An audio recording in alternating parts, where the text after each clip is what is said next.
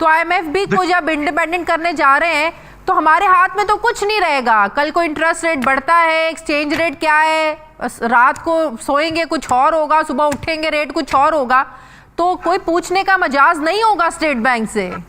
IMF ने जाहिर है कि शिकंजा कसना शुरू किया है और पाकिस्तान की मईशत जो है वो उसमें तिलमिला रही है।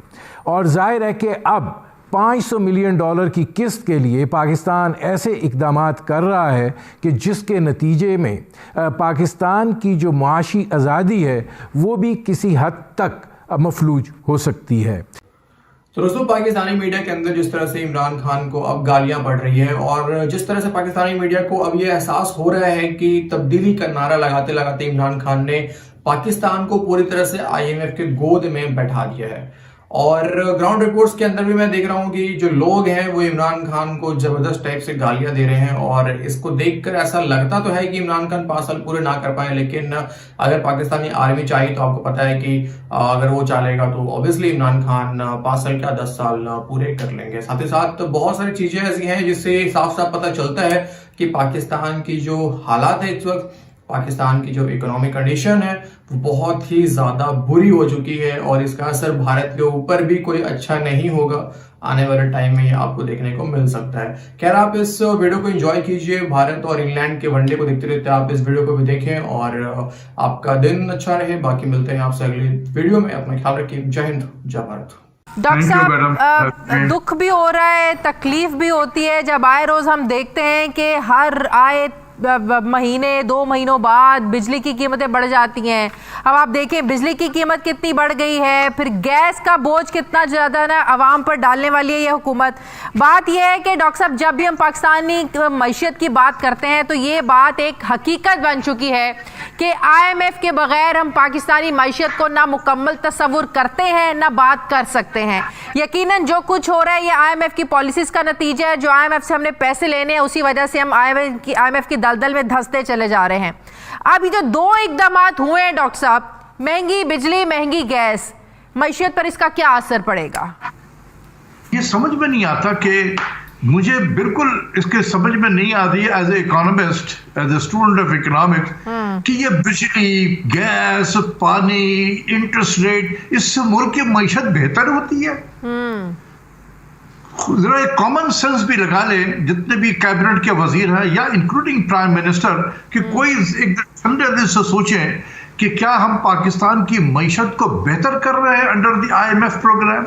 क्या बिजली की कीमत बढ़ाना, गैस की कीमत बढ़ाना, पेट्रोल के जरिए से टैक्सेस इकट्ठा करना, उधर इंटरेस्ट रेट को बढ़ाना, उधर एक्सचेंज रेट को डिप्रिशिएट करना, ये क्या इससे मुल्क की मईशत बेहतर होती है? जी, वजीर आजम और वुज़रा तो हमें आए रोज यही नवीद सुनाते हैं ना, हमारी मईशत मुस्तहकम हो रही है, हम बुरे टाइम से निकल आए हैं, मईशत पटरी पर चलना शुरू हो गई है। तो बात यह है कि आईएमएफ के प्रोग्राम में जाने के बाद अगर हम इतना ही संभल रहे हैं, फिर आईएमएफ के ये शराइत मानने की क्या ज़रूरत है फिर हम लोगों को? फिर हम क्यों इस प्रोग्राम से निकल नहीं जाते अगर हम इतने मुस्तहकम हो गए हैं? देखिए, जनवरी फरवरी 2020 से आईएमएफ का प्रोग्राम सस्पेंडेड था। हाँ।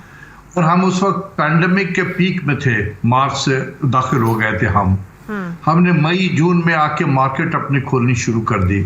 आप यकीन करें कि इस सस्पेंडेड पीरियड में पाकिस्तान का जो प्राइवेट सेक्टर था उसके अंदर एक कॉन्फिडेंस आया। उसके अंदर हुकूमत की जो पॉलिसीज थी वो एक प्रिडिक्टेबल हो गई कि ना अब बिजली की कीमत बढ़ेगी, ना गैस की कीमत बढ़ेगी, ना इंटरेस्ट रेट बढ़ेगा, ना एक्सचेंज रेट नीचे जाएगी। तो वो आगे बढ़ के एक्टिविटी शुरू कर दी उसने, और आपने देखा कि मार्केट में एक हलचल सी आ गई। हमारी इंडस्ट्रियल ग्रोथ जो है वो पिछले 2 सालों से नेगेटिव ट्रेंड में थी, उसके अंदर पॉजिटिव ट्रेंड आ गया। एक बेहतरीन आगे की तरफ हम बढ़ रहे थे, लोगों के अंदर एक कॉन्फिडेंस आ गया था।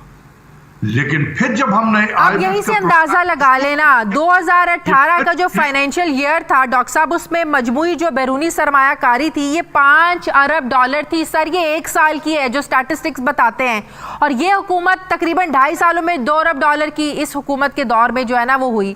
मतलब जिस दिन प्राइम मिनिस्टर ने हलफ उठाया डॉलर 124 का था, आज डॉलर आपका 156 पे है। तो ये जो पिछली हुकूमतों पर डालते हैं, तब तो जीडीपी भी आप देखें 2008 से लेकर तो 2020 तक लगा ले 3% पर ग्रो कर रही थी। आज तो जीडीपी 2-2.5 से ज्यादा हमारी नहीं जा रही है सर। मैं इसी दिन के लिए बचाना चाहता था वजीर आजम को कि सर थोड़े से घर को अपने मेहनत कर ले, थोड़ी सी तकलीफ होगी लेकिन अपने घर को आप खुद सही करें, आप ना जाएं। डॉक्टर साहब, खदशात स्टेट बैंक के हवाले से खदशात ये भी पहले से मौजूद थे कि इसको भी IMF ADB का नुमाइंदा बना दिया जाएगा। खुद मुख्तारी के हवाले से जब बात होगी, ये भी IMF की शराइत में शामिल है। तो IMF भी को जब इंडिपेंडेंट करने जा रहे हैं तो हमारे हाथ में तो कुछ नहीं रहेगा। कल को इंटरेस्ट रेट बढ़ता है, एक्सचेंज रेट क्या है, रात को सोएंगे कुछ और होगा, सुबह उठेंगे रेट कुछ और होगा, तो कोई पूछने का मजाज नहीं होगा स्टेट बैंक से। IMF ने जाहिर है कि शिकंजा कसना शुरू किया है और पाकिस्तान की मईशत जो है वो उसमें तिलमिला रही है। और जाहिर है कि अब $500 मिलियन की किस्त के लिए पाकिस्तान ऐसे इक़दामात कर रहा है कि जिसके नतीजे में पाकिस्तान की जो माशी आज़ादी है वो भी किसी हद तक मफलूज हो सकती है।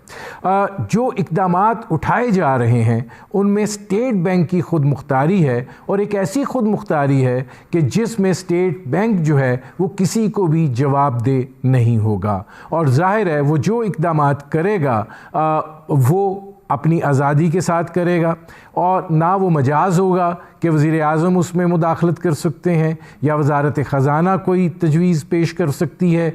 ये सूरत हाल जो है ये यकीनन पाकिस्तान की जो पूरी अमूमी मामलात हैं उन पर मनफी अंदाज से असरअंदाज होने का अंदेशा है।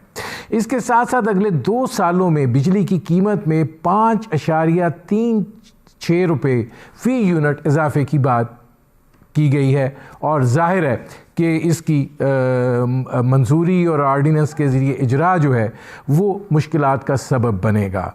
गैस की कीमतें जो हैं उनमें भी 220% इजाफा जो है उसकी अब तकाजा जो है वो किया जा रहा है।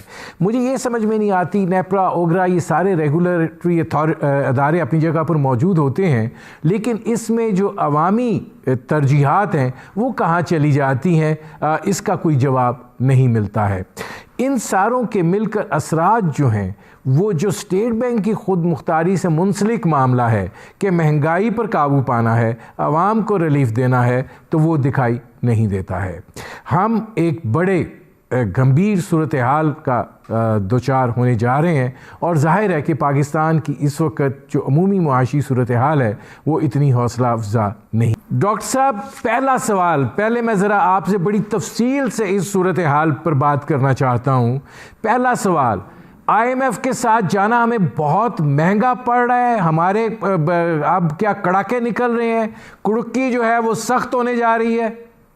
इतने सख्त IMF प्रोग्राम में वापस जाना, जिसमें जिस तरह आपने ज़िक्र किया कि हमने बिजली की निर्ख तो बढ़ा दी है तकरीबन, हमने, अब आप ये सोचिए, जो चीज़ मुझे आज तक इस बात पे बड़ा अफसोस है वो ये कि जो सबसे छोटे कंज्यूमर हैं बिजली के, उनके निर्खों में 85% इजाफा किया गया है। ऐसा तारीख़ में कभी नहीं हुआ। और अब हमसे ये कहा जा रहा है कि आने वाले कुछ महीनों में या सालों में इसमें तकरीबन और 40% इजाफा हो सकता है बिजली के निर्खों में।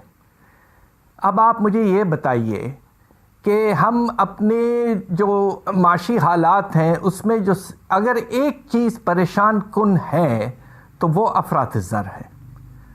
और आपके साथ अब ये होगा कि बिजली की कीमतें बढ़ने की वजह से अब मार्च में पहली दफ़ा बिल आएगी ज़्यादा निर्खों के साथ, तो लोग परेशान और हो जाएंगे, और इसके नतीजे में आप अफरात ज़र में और इजाफा हो सकता है। तो समझ में ये बात नहीं आ रही है कि हुकूमत ने इतने दबाव में क्यों काम किया है, इतना ज़्यादा इन्होंने चीज़ें ऐसे माने हैं जो जब पहले शुरू हुआ था IMF का प्रोग्राम 2 साल पहले, उस वक्त इतने सख्त चीज़ें नहीं थीं प्रोग्राम में। तो मैं कुछ समझने में मुझे मुश्किलात हो रहे हैं कि तवाज़ुन अदायगी में बेहतरी आई है मगर हम IMF के पास जाते हैं अपने तवाज़ुन अदायगी को बेहतर करने के लिए, और अब अजीब से चीज़ 1, 2, 3, 4 मान के हम बैठे हुए हैं। ये मैं समझता हूँ नामुनासिब था।